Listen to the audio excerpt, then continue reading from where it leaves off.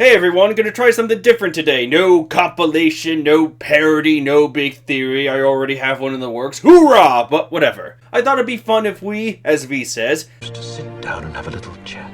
Think of this as a discussion video, nothing really conclusive. I just thought I'd give out a quick opinion on whatever hot topic is going on in One Piece. This might be its own little series, but we'll have to wait and see. So, the Big Mom arc, huh? That's kind of important. Sanji pulled an Eagle Robin, we met his family full of Nazi cyborgs. For the first time ever, we have a Yonko as an arc villain. And this arc really tries to hit your emotions hard. And with chapter, what was it, 862 not coming up until the week after this recorded, I think it's the perfect time for me to give out my current thoughts on the arc, while also talking about what could happen in the future. I also chose to record this video because from this chapter out, it's going to be nothing but chaos. The wedding is going down, multiple plans are in effect, and for a while, all the One Piece YouTubers are going to go crazy. I can see the Brago DA streams now, nothing but sheer debate fire. Meanwhile, Joy Boy's intros is going to have the same line every week until this arc is over. Hey YouTube, Joy Boy here. Holy shit! That will be the intro for the next year and a half. And Flying Panda will probably do something cool. I can't make fun of you, man. And meanwhile, One World HD is going to be sitting in his room looking at every picture of Big Mom available and go, "Oh, you big boss, you powerful woman, oh!" I miss you, man. Come back to YouTube. We love and miss you. So yeah, things will get a little hectic. But before we get to said hectic, what did I think of the whole Cake Island arc so far? It was cool. I mean, it's not perfect, but that doesn't mean it's terrible as well. We have great moments, we have silly moments, we have rage moments, but there were also some dumb moments. More on that later on. I'm going to look over the whole Cake Island arc so far in terms of story, character development, action, villains, and creativity. So first off, the story. The setup to this arc is great. It builds up tension, reveals some important details, and the story really takes its time to develop. I know a lot of people hate slow chapters, but they are important. If it was all action and no development, then we'd have a filler arc of Naruto. But back to the story. It may have been a bit slow at times, but it was a pleasant slowness. In an arc where we're dealing with a Yonko, I don't really mind some slow moments to establish what we're up against. Another plus to the story is that it was relatively simple while full to the brim of certain movie cliches. The whole premise is that Luffy needs to crash a wedding to save Sanji, but we have romance cliches, we have gangster cliches, adventure, mystery, family development, and even some spy moments were thrown in there. They all blend together to make an engaging story, and from what we can expect, chapter 862 is going to have a Game of Thrones wedding vibe. The story was, and still is, fun to read, so to sum up, I don't really have any large complaints against the general story of this arc. Again, the premise is great, but the premise alone doesn't make a good story. What helps it becoming something fresh are its characters and what they go through. And I have a certain love-hate aspect to this. Let's start with what I love in terms of character. Sanji. This poor cook went through so much shit. Ever since the Zou arc, Sanji has been trapped in a no-win situation. Up until his return to the Straw Hats, he's been blackmailed, pummeled, and was literally being sent to his death. And after all these years, we finally learn of Sanji's backstory, and by God, it's just as depressing. He was deemed a failure as a child, he was blamed for his mother's death, he even got thrown in a dungeon to rot. Remember when everyone was saying that 2016 was going to be the year of Sanji? Oh, it was a year, alright. It was quite a year. But the best part is that we've seen what Sanji becomes, and when this arc is over, he's going to be a complete character. I'm hoping we see him finally put his past behind him and becomes that much stronger for it. We also see some development for his sister, Reiju. She was originally labeled as a bad guy, but as it turns out, she was as trapped as her brother. While she was seen as a success to her father, she still had a semblance of humanity. But even though she had a human side, she was still forced to obey her father, her cyborg Nazi father. I don't think I need to explain what's wrong with that. Other than these two Vince Smokes, the only other character that gets some real development is Pedro the Mink.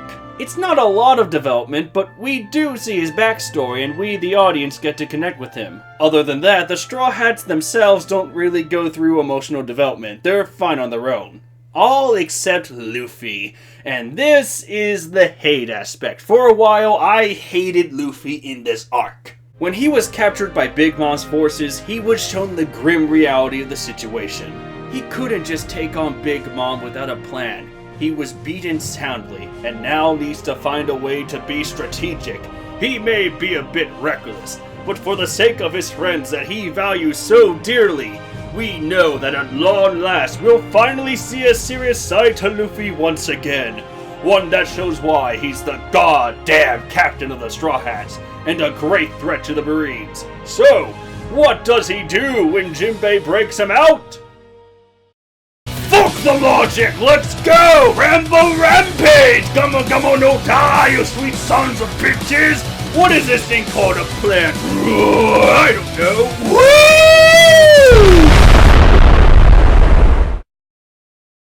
God damn it, Luffy.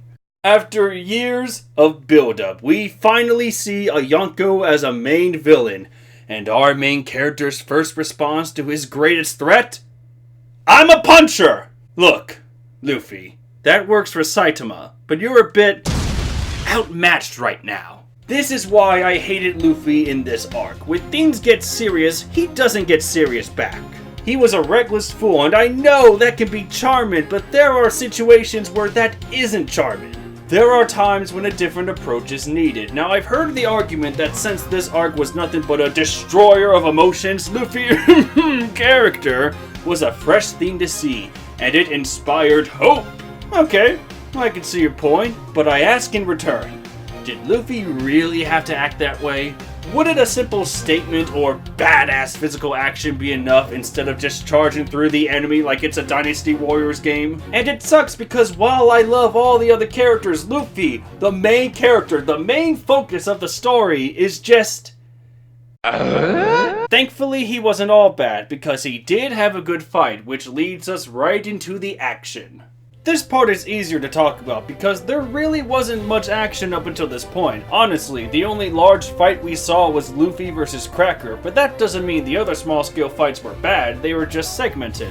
You know how in an anime movie, when multiple people fight at one time, they cut some of the action out, so the only parts of the fight you do see are the full opening, small parts in the middle, and of course, the climactic finish. The Whole Cake Island arc did just that, with two exceptions, Luffy versus Cracker and Brook versus Big Mom.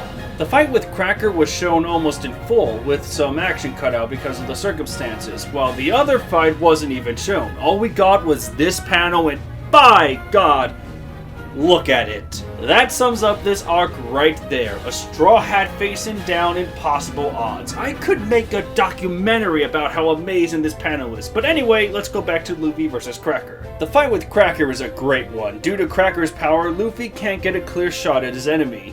Cracker hides behind a very powerful defense, and it's only thanks to Nami that Luffy ultimately prevails. The fight was great because it wasn't just about hockey or who had the stronger devil fruit. It was about finding and exploiting the weaknesses of opponents. That style of fighting was what part 1 of One Piece was all about, so it's great to see that again.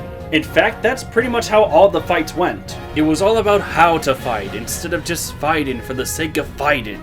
Oda put a lot of detail into the action, even when it was a small fight. I honestly can't wait for the anime to reach this point, so that I can see how they adapt the creativity and the small bursts of greatness from each individual fight. So overall, I love the action, and I'll probably love it more when the wedding starts. And finally, we get to the meat of this arc, the villains! Just to get it out of the way, the minions of Big Mom are interesting. Some stand out more than others, but they all look unique. True, Katakuri looks like the fusion of Guts and Virgil, but everyone has this distinct look to them. I think it's safe to assume that Oda had a lot of fun designing all these characters, but now the real meat of the meat. This arc had 3 main villains, the Vinsmoke family, Puddin', and of course Big Mom. Let's start with the Vinsmokes. How did I feel about the Legion of Cyborg Nazis and their moving castle? I honestly cannot comprehend the amount of hype this family got. While they are great, I dare say they rank almost to my top 10 One Piece villains. Advertising, what's that? That doesn't mean they're spectacular. They're great in terms of design, combat, presence, and connection to Sanji, but out of the 5 members of the family, 3 of them are the most unoriginal, blandest stereotypes I've seen so far. These three male siblings are exactly the same. They are the royal brat stereotype. You've seen that stereotype in so many other stories, and in fact, we already saw that in One Piece. The only unique thing these three bring to the table are their Yu-Gi-Oh! Inspired haircuts. I couldn't even tell you what their names are and who those names belong to. I always mix them up and I can't tell them apart from each other half the time. Hell, the Wonder Twins are more unique than these guys, and most of the time, one turns into an eagle and the other turns into a bucket. Which is convenient because I can see the YouTube comments forming together to toss me into said bucket. But on that note, at least Judge is pretty cool. He may look like the stereotypical evil commander, but for all he has in common with other villains, he has one major difference. He actually cares for his family. Yeah, name the last time an evil dad was actually proud of his kids, that he wasn't just using them as pawns or disowned them flat out. Granted, Sanji went through that, but that's 1 out of 5. Judge has great pride in his children, and he really does believe in them. It's refreshing to see a villain like this, and even though he's similar to others, he at least has a trait that makes him stand out. So the Vinsmoke family, ironically in this discussion, isn't the perfect family. Half of the family members are great, while the other 3... well, you get the idea. Now the second villain is the lovely, joyous, perfect, I want to kick her eyeball in so bad Puddin'. This woman was a total curveball. She had a lot of us fooled, myself included. She's twisted, she's energetic, and her devil fruit ability is the root of many theories that have come from this arc. Her ability allows for the manipulation of memories, which makes her a terrifying foe to go up against. She has the power to be a game changer, so think of Sugar from the Dressrosa arc, but not nearly as dumb and overpowered. And even though Puddin' is an entertaining villain, note that I said that she wasn't as nearly as dumb as Sugar, because Puddin' has a mouth as big as her third eye. You see, when Reiju was snooping around, Puddin' decided to take no chances and incapacitated her. Now the plan is simple. Take Reiju, manipulate her memories, and leave. Simple, right? What does Puddin' do? Take Reiju, manipulate her memories, but at the same time explain her evil plan in an open room where she knows for a fact that Sanji is willing to do anything to see her. I'm sure that won't backfire in any way! Why would she explain her plan? Was she just being cocky or careless? That's the only explanation that I have, because there's no reason this should have happened otherwise. This shouldn't be that big of a complaint, but because Puddin' explained her plan, she just ruined it. Everyone knows what's coming now, and because Puddin' was a giant spoiler sport, the Beiji Straw Hat Alliance was formed. Good luck with that, Cupcake. I may like Puddin' as a villain, but she's not really good at her job.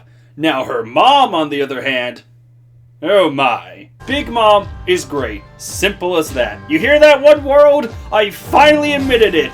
You can finally make your Team Big Mom shirts now, my greatest adversary. But I love everything about Big Mom. We don't know her past, but for what we got, I'm fine with that. She's fun, she's energetic, she's engaging, she's terrifying, she's powerful, she fits into One Piece perfectly as a Yonko. She rules her country with pride, and because of her devil fruit ability that literally manipulates souls, she's one of the most interesting characters in the series. A lot of people, myself included, doubted Big Mom because of how cheerful she was, but I'm glad to say that Big Mom destroyed expectations. She's a great villain, and I can't wait to see what she does when the chaos begins. Now the last area I want to go over is creativity, which by the way is just a good old 10 out of 10 for me. Big Mom's territory is inspired by fairy tales. No, not that fairy tale. The good fairy tale. There we go. Big Mom's world is full of creative locations, enemies, and it's just fun to look at. After seeing war after war after war, it's fantastic to see that Oda hasn't lost his touch when it comes to engaging creativity. And I think that's all I wanted to talk about. Basically, the future is looking bright in this arc, and for an arc that I initially doubted in the past, I'm glad to have been proven wrong. Sure, there are still some glaring issues for me, but the bad is outweighed by the good in this arc. It's a nice way to introduce us to the coming fights with the Yonko. What did you all think? Are you a fan of the Whole Cake Island arc? Tell us your thoughts down below, and thank you so much for watching. I will see all of you legends next time. Take care.